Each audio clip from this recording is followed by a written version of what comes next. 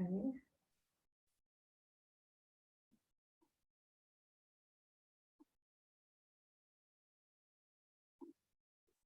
Now we should be live, but we're not. Okay, I'm gonna hit go live.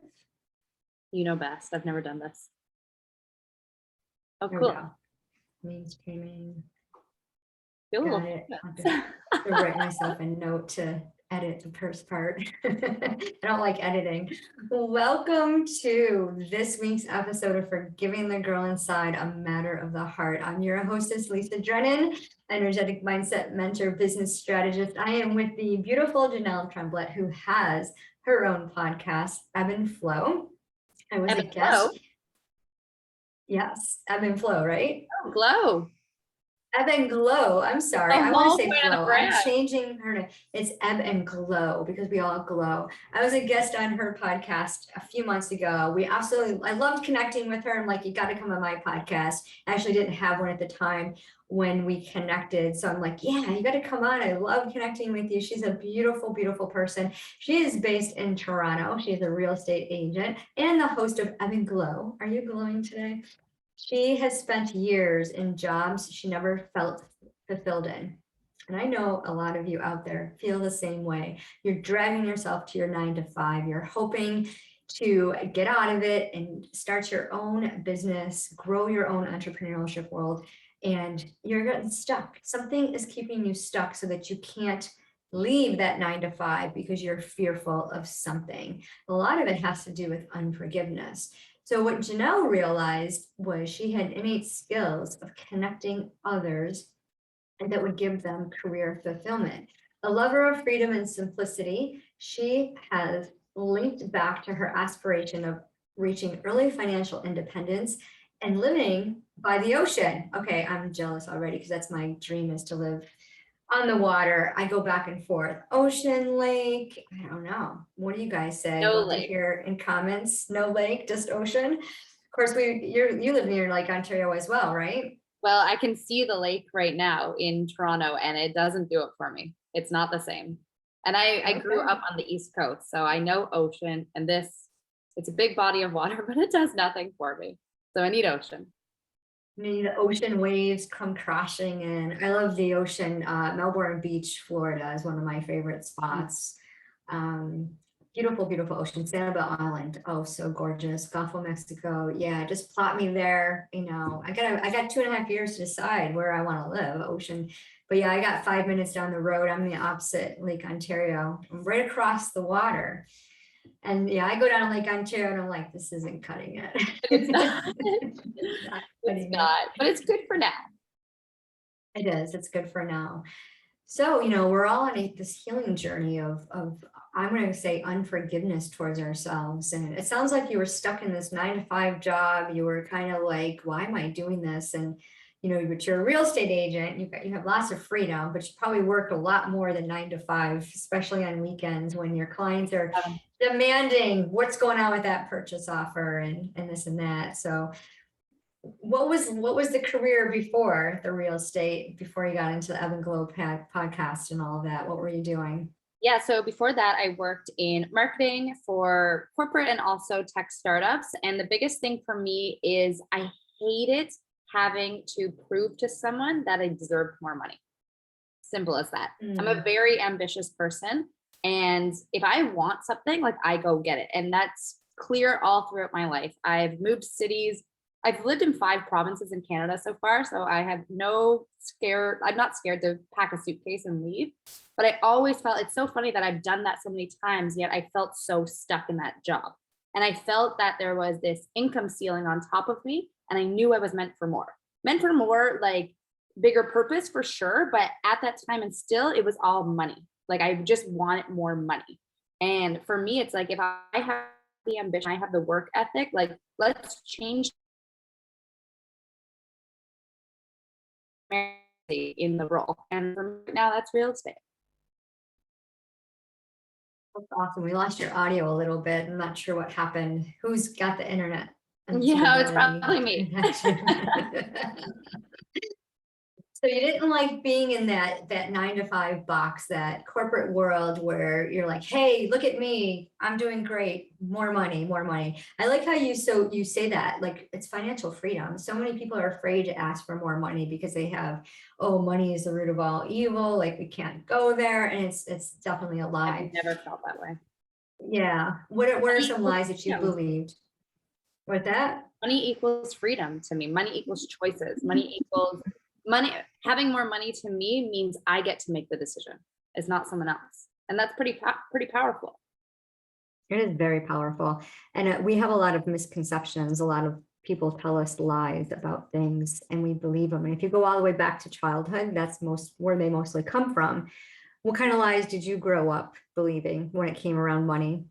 I don't come from a family with a lot of money. I don't come from a family of higher education or anything like that. But what my family was really good at was knowing how to manage what they had. So I never ever had a family that was in debt or anything like that. But one thing I would say about my family is that they never dreamed for more. So I even know going into university and picking what I wanted to do as a career, like the idea of being a real estate agent was never even an option. It was go the traditional path. So one concept that I have, it's that kind of stuck with me, is always picking the safer path. And I think that's what landed me into the jobs at first in the beginning of my career. There was no risk taking ever, I guess you could say. Yeah, that's, and well, in your own mindset, there was no risk taking, right? Mm-hmm. Taking risk money wise, you're better off with a safer job that paid the bills. You can have a comfortable lifestyle, but there was no one around me showing me that you could have more and want more. So I would say that was my biggest money issue growing up, was that I was just never shown all of these options. It wasn't until I left for like university and moved away that I'm like, oh, like I was surrounded by people that came from a lot of wealth. And it was my first time understanding like that you could have a lot of that wealth. Yeah. Did you ever feel less of comparing yourself to them? Jeez, of course. The university I went to was predominantly private school kids where their kindergarten probably cost more than our university. And that idea of that wealth and was just beyond me. And then being surrounded by people that they could party all weekend. They just had no money worries or money stresses, where the moment I hit university, I had to go find a job if I wanted to pay the rent, if I wanted to figure out how to pay school off, if I wanted to eat that week. There was no one sending me money from home, So I very early on, I had to learn to take care of myself. If I wanted anything in life, I realized like this is on me. Like no one's handing it to me. Yeah. And what a strong perception to have at a young age, because most college kids, they're like, well, no, if their mom and dad are handing them money, then my parents should, regardless of like what they have and what they don't have. So for you just to say, well, no, I had to do this, I had to go out and get and work. And so would you consider that you were out hustling, or did you have any resentment about it? A little bit of both. Of course, you're going to have resentment when you see people just having such an easy, carefree life, where it's like, you got to think, if you're working through university and trying to like have money to live, that's such less time that you could be studying, you could be networking for future jobs. So if someone comes from a family that has a lot of wealth, of course they're gonna have a little bit of a step up. But what that meant was just I had to work harder. So of course there's resentment. No one wants to work harder. Like of course we want it handed easy to us, but I mean the character traits that I gained throughout that, even if there's a little resentment, I mean, I'm a lot better off. But of course, I would rather to have it all handed to me. Would you though, really? Because what would your life look Someday. like if you had everything handed to you? I think how life would look, there's lessons that I would still not know that I probably learned at 19 years old, Yeah. So I know people my age that come from families like that, and I feel a little more wiser because I've had to go through a little bit more shit. Whereas like if I didn't, then I'd be learning those life lessons a lot later in life. So it's a toss up, it goes hand in hand. Yeah. You think people eventually learn them? I think some people don't learn them at all. There's some people that don't learn anything. This is true. There's some people who, the definition of insanity is continuously doing the same thing over and over, hoping for a different result. I see a lot of people doing that, and, one of we titled this episode, "The Only Person in Your Way Is You." And that totally resonates with me because I stood in my way. I was standing in my way when I first came onto the online coaching business world. I started off with the 4 pillars of health and the importance of sleep and nutrition and this and that. And I'd take my clients through it and be like, this isn't my purpose. This isn't my passion. And then I, moved into helping new coaches launch and doing this client attraction strategy. And I loved it, but it wasn't my passion. And now I've rebranded to SOAR, which is seeking our authentic route to our highest potential. And it begins with getting out of your own way and realizing you were designed by God for greatness and a purpose. You have these beautiful gifts and talents. But I think a lot of us have these different blockers, fear, self-sabotage, imposter syndrome, people pleasing. Do any of those resonate with you as a blocker? Lisa, I'm still in my own way. I can't tell you I'm done with it yet. I'm in my way currently in literally probably every aspect of my life. And I don't know if this is going to resonate with anyone because it's very particular to my industry, but I'm just finishing up my first year of real estate. So there's still a lot of fear because you're still establishing yourself, right? So every phone call I make of like to a new client, it's like, are they going to hate me? Are they just going to hang up the phone? Like, they don't know who I am. Like, why would they want to work with me? And it's like, you have to switch that mindset. You have to go into the call being like, why wouldn't they want to work with me? Like, they're crazy, So and I flip back and forth. There's such a toxic imbalance where I go low and then I'm overconfident and then I'm not. And it's like, it's exhausting. And so, yeah, I'm still in my own way. And I don't know how to get out of it just yet, but I'm trying. Well, you have to stop trying and just do it. Well, I am. And honestly, it's been working out the past few weeks where it's just like bite the bullet, just like face the fear of just getting it done. Like even back in the day when I was working like a 9-to-5 for someone else, it's like, I wish I had a little less fear of like asking for more. And at the end of the day, the worst they can say is no, and you just move on. But it's easier said than done, Yeah, absolutely. And giving yourself grace, like one of the exercises I like is just looking in the mirror and saying, yeah. And just like you said, why wouldn't you want to work with me? Like, you are missing out if you don't work with me. And when I'm on calls with my clients, yeah. And when I'm on calls with my confidence until you feel that actual confidence. Yeah, and just keep saying it over, that's where like the affirmations come into play. And, and it's not fake it till you make it. Like a lot of people will take those affirmations and think, oh yeah, you need to take action with it as well. You need to practice, you need to get on those calls with people. And, today I challenged myself to connect with people authentically through a direct message and call them out on what they're doing. And I thought when I, being bold and intimidating and a little bit brassy, I was like, all right, I'm going to call them out in a nice, kind way. But when I use those words, calling out, it's just like, it's almost like you're putting someone, was that? It has a negative connotation for sure, even if it is what it is. Yeah, exactly. But how else are you going to get out of your own way? I don't know. Jenelle, what's going to make you get out of your own way? Like, I have a hair in my mouth. I'm just going to take all this hair out of my mouth. The things that are helping me right now is just doing it. And honestly, it's so cliche, but like failing forward and kind of like just failing. And while you're going through it, it's a real estate sometimes is oftentimes a quantity thing where it's like the more calls you make, the more success you're going to have. But if you're sitting back waiting for the phone to ring, good luck. Like, no one's going to be calling you. But yeah, I need to do that. But then the other thing that really helps that I've seen work in my life across many areas is you need to surround yourself with people who are already doing it so that you're like, oh, it's kind of easy. It's like if you're about to jump off a diving board and you're the first one to jump off the diving board and you're scared, you're probably not going to do that. But if you sit back on the sidelines and keep watching people jump and jump and jump, you're like, okay, that's not actually that bad. I can do it too, Yeah, that's a great visual. I like that.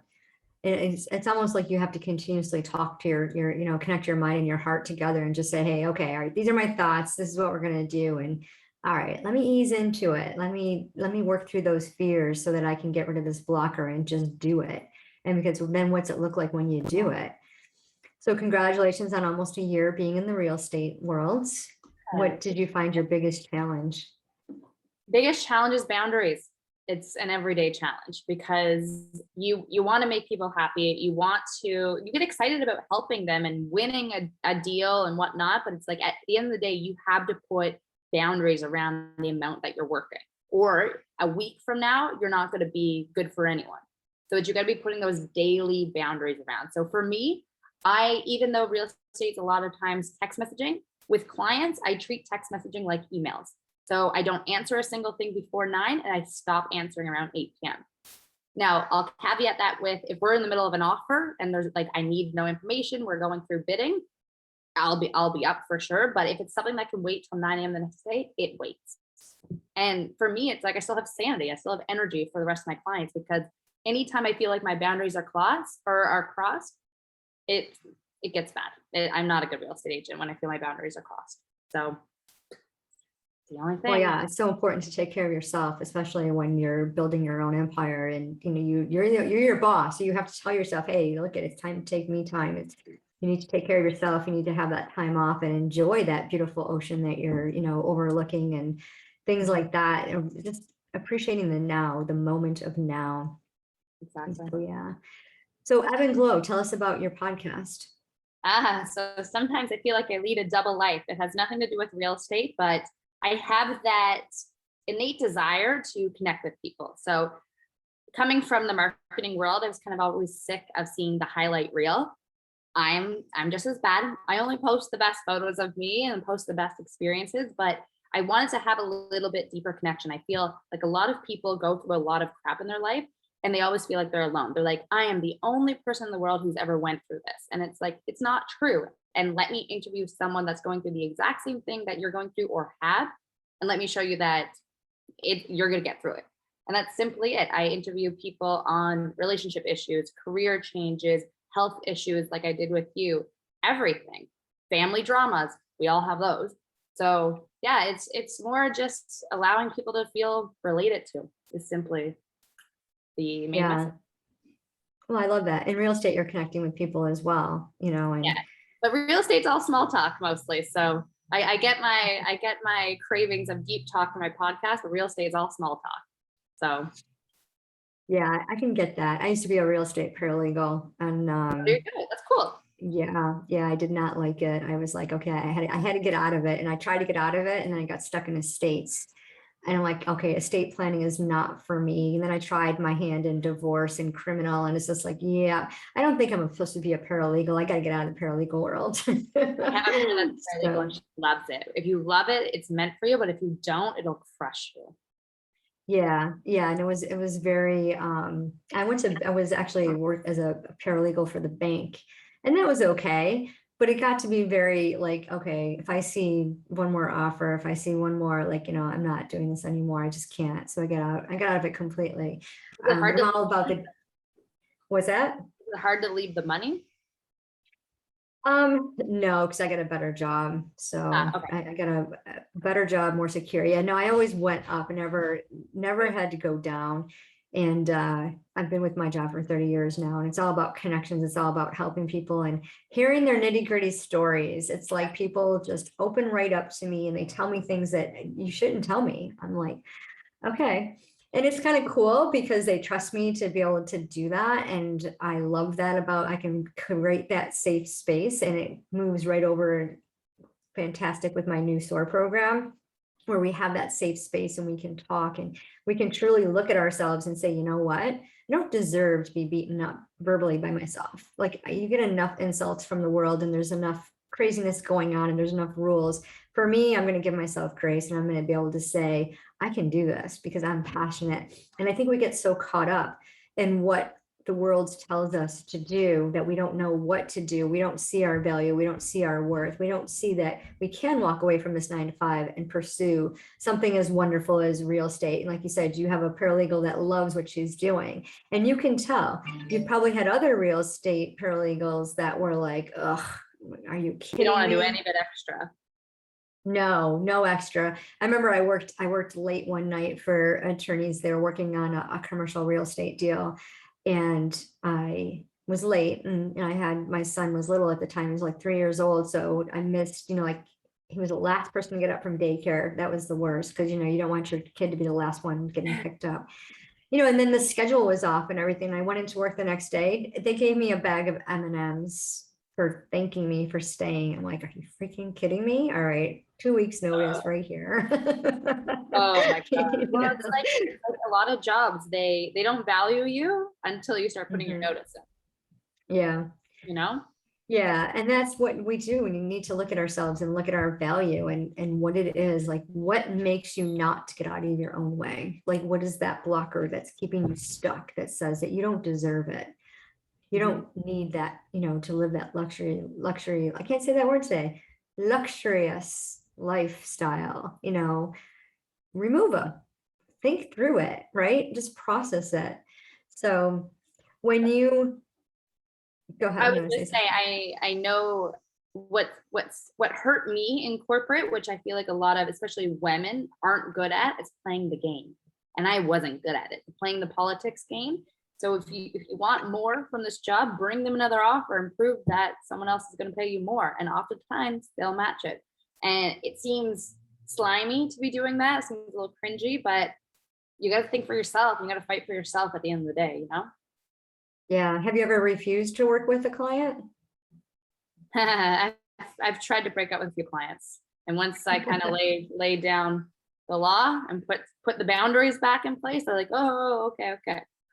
But that's a nice thing about real estate. It's like, you don't have to work with someone who's treating you terribly. Yeah. You can choose. Yeah. And those referrals are golden, right? The referrals, I love referral, because I know if you're friends with this person, I like that person, it might be okay. So I love referrals. They go to the top of my priority list. That's awesome. So if you can give one piece of advice to someone who's struggling to leave their 9 to 5 and pursue their passion, what would that advice be?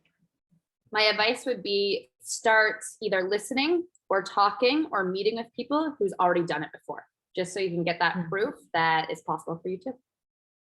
Awesome. Well, thank you so much. We're going to throw your links in there so people can check out your podcast. Maybe they can apply to see if it's a good fit. Why don't you post the link to your episode that I did with you? Yeah, definitely post that as well. We'll cross post and share. And for those who are joining us, if you want to connect with Jenelle, go check out her podcast, wherever you listen to your favorite podcast, Ebb and Glow. Amazing, incredible stories. And be sure to share this episode with anyone who's stuck in their 9 to 5, who's been in their own way, who's ready to soar, who's ready to make that move to work through those fears and those blockers. And be sure to post any comments or reviews. We would love to hear your thoughts, your biggest takeaway. And thank you so much for joining. And remember, it's all a matter of the heart. Thank you. That was so cool.